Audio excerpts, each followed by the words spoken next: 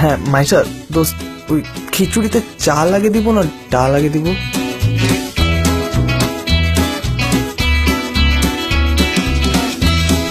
দোস্ত ওই পানি কতটুকু দেবো ওটা তো বলস না।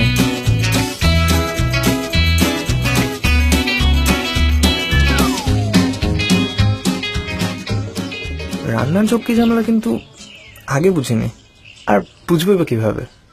মা সারাদিন এটা ওটা রান্না করতো, আমি খালি খেতাম। মা আমাকে কখনোই বাইরের খাবার খেতে দিত না, অনেক বড় হবার পরেও।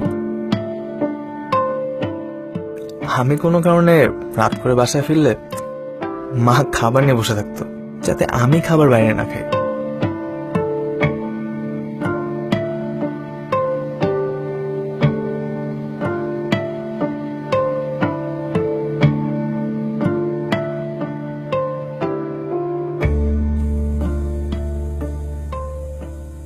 মা আজ অসুস্থ, তাকে কিভাবে বাইরের খাবার নিয়ে এসে খাওয়াই?